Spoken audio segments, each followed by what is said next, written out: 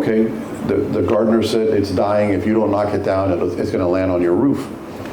So you fast forward, and the same commissioner who you just said, whose name should never be spoken in polite company, Right. tried to fire me because they actually did an aerial of my house. They counted all the trees that were there when I bought the house, and then they put that up against the trees in my house that year and realized that there was one mango tree missing.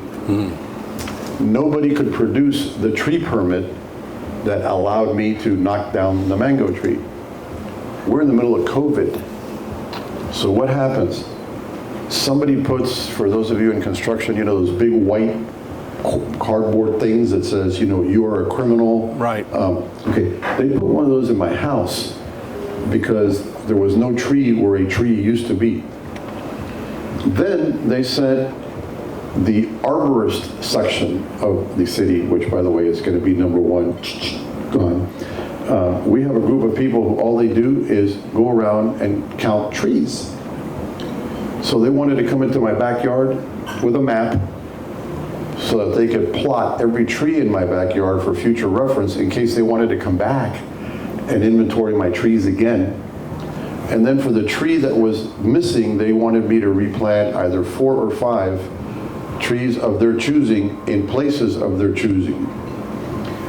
And I'm thinking to myself, we're in the middle of COVID. People are dropping dead. And this is what you have time for. To your point, we're the prey. We're the enemy. Nobody thinks outside of that construct. You have, and I call them now the ruling caste, because they used to be politicians and it's ruling class and now it's ruling caste. Very few people can run. You can only have certain last names. You have to have all of these you have to be supported by these 5 unions and so forth and so on. But the moral of the story is what you just said. There are a lot of good people here, but they're scared shitless because one of the elected officials has told them, I want you to go after Bob Powers, and if you don't, I'm transferring you to the midnight shift. By the way, that did come out in this trial for this bar. Yeah, well, that's why he got a $63 million. $63 million, exactly. The moral of the story, be careful what you put on email because it'll stay. Well, it's not only that. Who's going to end up paying for that? Well, they're actually in court over that because the individual in question argued, or I'm sorry, the jury found that he acted as an agent of the city. Therefore, the lawyers want the city to pay, but he defended himself by saying, hey, I came here as an individual, which means he would be liable, and then he's declared bankrupt, and you know nobody's going to catch a penny. But this, now you get me on a roll here. The city of Miami is looking at what I call the $100 million man. He's got a $63 million judgment. Shortly after that judgment, the city settled a $13.5 million settlement with the same people. Correct. So 63.5 and 13.5 is what, 70? Yeah. How much is that? Your tax dollars, 73 million. Okay. Then you've got approximately $20 million in legal fees. I say approximately because they don't even know yet because they haven't factored in all the appellate fees. So now, well, and also the 40 other people that are involved in the case that were also paying. They're paying their attorneys. So we're now at about $100 million or so, and there are 3 outstanding court cases still. There's one more from these folks. There is one from the former police chief, remember, who was unceremoniously fired. And there's one from that gentleman's chief of staff who quit the Bayfront Park Trust and is suing. So we're at about $100 million now in liabilities. And no insurance. And no insurance. The city lost its insurance, which means the citizens of the city of Miami will be on the hook for any of that. So that's why it's so important for you guys to go to City Hall, to commission meetings, The other thing that I would ask you to do away with is the 3-minute rule and that bullshit that they try to do. I represent 3 or 4 different organizations, and I'm only allowed to speak for 2 minutes on all of them. No, what I want to do is, in fact, I actually put this in writing. I want to let people to give their time to other folks. So if you get 5 people, you can have 10. Right. The other and they did away with that. Right. And the other is, but the chair does that, and you know that they're going to have a new chair. And the other one is, you know, the idea that you can only speak on an agenda item. Why? If I want to come in on my day off and, you know, talk about whatever. Well, I would really love for some of the audience to be able to get a chance for possibly 3 minutes, if you need longer. 3 minutes. To ask away. So anybody who would like to ask, raise your hand. I'll come by with the microphone. All right, amazing. I don't think we need a microphone from that distance. Right here, right here. Hey, I have a question. Yes. Sure. I'm just going to ask the first one and get this out of the way. Yeah. I'm asking for Katrina Morris. I'm just going to pull that really quick. So Katrina couldn't be here tonight, but she really wanted to meet you, Emilio, and you, Bob Powers. But she wanted to ask a question. What do you think of the Live Local Act? What are the mitigating actions you would take considering the increase of density? And what local vehicles can we use to counteract its effects? That's a lot. Do you want me to say something about that to you? No, I mean. Do you want me to talk? No. Do you know what it's about? I do on the margins. Obviously, Well, I'm not into the weeds, but what I can tell you that the Live Local Act has an opt-out policy. I don't know how many know that. If you don't have, you can opt out as a city of the Live Local Act. So if the Live Local Act is not working for you, you can opt out of it. So part of the issue, if I can expand on that a little bit, is that it's 40% affordable housing, but the AMI is so ridiculously high that the average person, because the AMI for that is $2,800 to $3,500 a month. What's the AMI is what, like 120? Yes, sir. Hold on, I can tell you because I wrote it all down for you because I knew this question might hit us. Hold on one moment. I have to take them off to read. So, okay, what is it? Where is it? Oh, it's up here. AMI is 60 to 80 AMI, which is $2,000 to $3,200 a month. Live local, so it's an 60 to 80 AMI, which is AMI is average median income. And the average median income for Miamians is in the $60,000 range. Right. So, which is not a lot. But some of those have AMIs of 120. Yes, sir. Which is crazy. Right. But again, you know, whatever they pass, this is a state, what is it? It's the state. It's a state thing. The famous Senate Bill 102. But when the state passes it, they also put in a clause in there that says, hey, you can opt out. And I don't think anybody has said, hey, you know what, we ought to at least talk about it. I'm not saying we should, by the way. But that's where your leadership comes in, because it's going to be up to you to do that. But you want to, first of all, you don't want to come in day one with a hammer and say, no, but you want to have a conversation. You want to say, look, all of this, by the way, the big blue crane in the backyard of my house, I have named Henry. You don't want these cranes all over the city, or at least if you do, people should have a consent. So there's got to be a way of, if you're going to build this stuff, let us know. You know, maybe you're in a neighborhood where you like cranes. You know, maybe you want a 14-story building in your backyard. Maybe you don't, but at least you should have a say. And if things... You should be noticed. Yeah, sure. You certainly should be noticed. And if for whatever reason you realize you're not making any progress, then you can say, you know what, we tried this and it didn't work. We should opt out. Now, please don't tell people that I'm going to opt out. But it's always on the table. I mean, there's always on the table something, a waiver, but an opt-out clause is huge. And there are some cities in Florida that have already opted out of it. You were telling me, what is it? Was it Orlando? Orlando. Orlando has opted out of Live Local. Hey, how are you? Wanted to see if you could maybe give a little the tax when people pass away. As somebody who sells homes, I see that many times. I specialize in like estate sales. So is this something that's going to be just like a different basis that's going to be taxed, or it's just going to be the same exact tax? But no, what I'm saying is, let's have that conversation, okay? Because right now, listen, I think my tax rate, I live in the roads, I think I pay like $5,000 a year in property taxes. What we're saying is that, if you don't mind, so in Dade County, in Broward County, Palm Beach County, other counties in the state of Florida, you can go ahead and take your property and put it in a trust. Dade County doesn't allow you to do it. For whatever reason, like, I don't know why they don't allow you to do it, but nonetheless, you have to. I'm glad we're having the conversation, because everybody here should be looking into a trust. If you own property, everybody should have a trust, and they should also have a will. Although a trust is more important than a will. But we're looking into that to change that law, because I got news for you. It should move seamlessly into, and the only time, just like most countries around the world, that taxes should be paid on property is when it is disposed of, Right.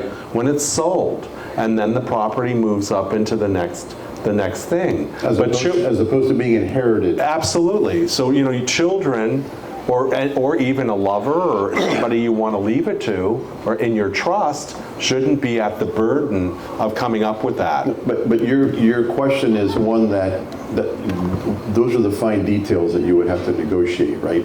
Yeah. If I'm paying, I don't know, $5,000 a year in taxes, do I want my heiress to be able to pay the same amount, or do you have to negotiate with the state, because it is a state issue? Hey, maybe you can pay an extra 10%, whatever. But the idea of being able to retain your biggest and most important asset in the family, Right. and be able to pass it on, because right now the incentive is to get rid of your family home and sell it to Airbnb or whatever, who is willing to come by and put a lot of money. And off you go, and you're going to end up, moving in Fayetteville, Arkansas, because you can afford to live there with what you sell my house for. But that's when I go back to the whole issue of, let's be bold, right? Let's do big. If I'm going to do this, man, let's do big things. Big. The healthcare thing. We're not going to pay people's healthcare at all. What I'm saying is, if there's a company out there that insures all 4,000 City of Miami employees, why can't we make all City of Miami residents eligible for the same? Now, they can pay for it, but at least make them eligible. It becomes a group. You make it a larger group. There you go. So, for those of you in the insurance business, it's about creating a group. And you can create different groups within the group. Within the group, right. Within the group. Right. I didn't know I was that smart. But at any rate, so here's the other thing also is the bay. I just wanted to ask a real quick question about the bay.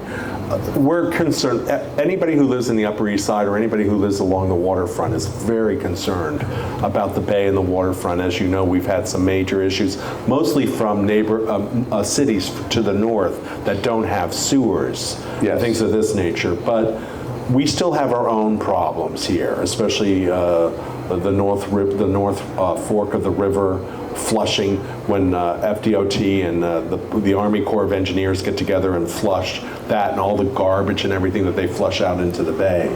So want to know a little bit more what we can do about that. When you start talking about the Corps of Engineers, you're going up against the federal government. I got it. But I think we have to corporately be able to say, you know what, the bay is valuable. People come here for the flora, the fauna, the water. Yeah. You don't want to come here and swim in a sewer. You don't want to take your boat out and see raw sewage floating. So I guess my answer to you is, do you make it a priority? Yes. Do you know who to go after and talk to? Yes. If you have a city to the north of us or a county to the north of us that's polluting the living shit out of our bay, you can't just say, no pun intended, none right? whatsoever. You can't just say, oh well. No, it has to be addressed. You do need to address it, and sometimes you need to address it firmly. You can't, hey, you fix this now, or we'll see you in court. Yeah. It will make it painful. Thank you. I'd like to ask about the corruption some more, which of the commissioners, I was really enraged when I saw that they tried to quote themselves in a pension for a part-time job. Thank God that got stopped. But there's just so much corruption in this city that I don't know if I have the hope that it can be fixed. You know, thank you, and I think it can. And the reason there's, to use your words, the reason there's so much is because nobody calls them out. Right. Okay, and then everybody goes, oh look, it's Miami. Oh well, you know, they're corrupt. I was at a conference. I'm a partner in a financial services company. I was at a conference, and one of my colleagues, just in passing, I said, "Hey George, has your company ever done an RFP in Miami?" And he looked me right in the eye and said, "Oh no, Miami's too corrupt." And I looked at him, and he's like, he caught himself, and he said, "Oh, I'm so sorry, I didn't mean you." But we, as a company, have made a corporate decision not to do business with the city of Miami because we don't get a fair shake. Okay, there's no such a thing as a true open RFP. People are already pre-selected. But to your point, you know, corruption takes many forms and faces. It's corruption. Legal corruption is, okay, I got you, you're going to jail, I'm taking you to court, we're going to destroy you. The other is, hey, you know what, you didn't do your job. You know what, you fell asleep. You fell asleep on the job. You know what that's called? Stealing time. By the way, I did that a lot at the airport. I would find employees who would punch in and then go sleep in their cars. But it's kind of like the squeegee thing in New York City, remember, where you start little? You just have to be unforgiving. We now have, I don't want to mention his name, but we have somebody who's a City of Miami employee who on his spare time is the executive director of a foundation that gets $3 million a year from the county and the state while he's on city time. No. Right. No. So these are the, you know, and listen, we have a manager who buys furniture from his wife's company. I'm not saying it's criminal. It's kind of... It just has a bad look to it. Yeah. All the way around. Yeah. And it's like it goes back to, should I or shouldn't I? Yeah. So I guess my answer to you is, the minute you put the hammer down, the minute you fire a department head for something his subordinates did, because if you're in charge of your subordinates. And if they're doing something untoward and you don't know about it, you're not really in charge. And you start holding people accountable, and all of a sudden you change the tone and tenor of the administration so that people, even if you want to do something wrong, you're like, oh man, remember what happened to Tom? He got canned. But you got to put a marker down. And I tell people when I'm mayor, I want that first termination. I want to find that first person I'm going to fire. So you will be sitting in over the commission meetings? I'm going to be chairing the commission meetings. Yeah. It's part of the job, by the way. It's in the city charter. Oh, by the way, you know what else is in the city charter? People, our electeds... A lot of things are in the city charter. They don't read the charter. When they tried to cancel the election, every court, the trial court, the appeals court, Sent it back. The appeals court 3 times. There were they had 5 bites at the apple, and they lost every single one. The charter says that if any elected or appointed official acts illegally or unconstitutionally, they must vacate their office. Well, there's 3 of them that need to vacate their office. But the thing is that one, there's no real enforcement mechanism, and this one here is tired of suing. But every single opinion and letter against the city said you have acted in an illegal and unconstitutional way, in writing by 4 judges. It's just a matter of time before a resident will go ahead and want to exercise that. All right, we got a guy here. All right, Guy, one moment. We have a lady. I don't know if you already mentioned this. What about the traffic problem? The traffic's horrendous. So you're going to implement water taxis or something like that? Like in Dubai, heli taxi. Water taxis? Heli taxi. Like hell yeah, heli taxi. Listen, I'm game for anything. You know, I when I was living in New York, you know, you take this Long Island ferry to work and stuff, or the Staten Island ferry, I'm sorry. Yeah. If it works, we'll look at it. Now, how many people would take a water taxi from the beach to the downtown